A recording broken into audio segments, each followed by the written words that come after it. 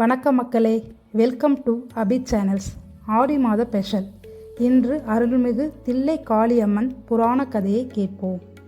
தமிழ்நாட்டில் கடலூர் மாவட்டம் சிதம்பரம் நகரில் புறநகர் பகுதியில் அமைந்துள்ள புகழ்பெற்ற திருத்தலங்களின் ஒன்று அருள்மிகு தில்லை காளி கோயிலாகும். இக்கோயிலில் புராண மற்றும் வரலாற்று பின்னணி மிகவும் சுவாரஸ்யமானது. ஒரு முறை கைலாயத்தில் சிவபெருமானுக்கும் பார்வதி தேவிக்கும் சிவன் பெரிதா சக்தி பெரிதா என்ற வாக்குவாதம் எழுந்தது. இருவரின் யாருடைய பலம் உயர்ந்தது என விவாதம் தீவிரமானது. உலக நன்மைக்காகவும் தேவர்களை துன்புறுத்திய அசுரர்களை அழிக்கவும் ஏற்ற நேரம் வந்ததால் சிவபெருமான் பார்வதி தேவியை உக்கிரமான காளி வடிவத்தை எடுக்குமாறு சபித்தார். அதன்படி பார்வதி தேவி உக்கிர காளியாக மாறி தாராகசுரன் உள்ளிட்ட பல அசுரர்களை வதம் செய்து தேவர்களை காப்பாற்றினார். அசுரர்களை வதம் செய்த பிறகு காளி தேவி தில்லைவனத்திற்கு சென்று சிவபெருமானை அடைய தவமிருந்தாள். அதே நேரத்தில் பதஞ்சலி மற்றும் வியாக்கராபாத முனிவர்களின் வேண்டுகோளுக்கு இணங்க சிதம்பர நடராஜ கோயிலில் சிவபெருமான் ஆனந்த தாடம் ஆடி முனிவர்களுக்கு காட்சி தந்தார். ஆனால் பார்வதி தேவியான காளிக்கோ வருத்தம்.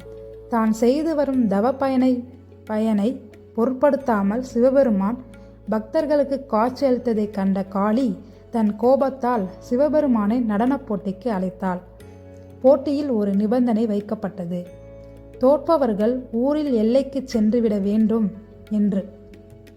பார்வதி தேவியும் சிவபெருமானும் பலவித நடனங்களை ஆடினார்கள். இறுதியில் சிவபெருமானின் காதில் இருந்த குண்டலம் கீழே விழ அதன் தன் கால் கட்டை விரலாலை எடுத்து மீண்டும் காதில் மாட்டிக்கொள்ளும் ஊர்த்துவ தாண்டவம் என்ற கடினமான நடனத்தை சிவபெருமான் ஆடினார். ஆனால் பெண்ணுக்கான நாணம் மற்றும் உடல் அமைப்பு இல்லாத காளியால் அந்த நடனத்தை ஆட இயலவில்லை. இறுதியில் காளி தேவி தோல்வியடைந்தார். பின் கோபம் தணியாமல் காளி தேவி சிதம்பரத்தில் உள்ள வடக்கு எல்லைக்கு சென்று உக்கிரமான வடிவத்தில் அமர்ந்தார்.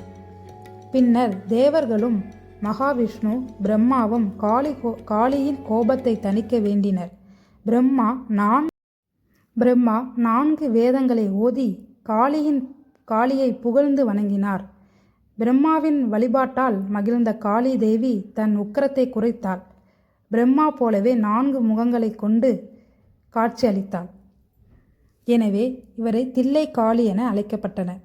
மக்களே, இன்று தில்லை காளி புராணத்தை கேட்டீர்கள். இனி வேறொரு புராண கதையை சந்திப்போம். வணக்கம்.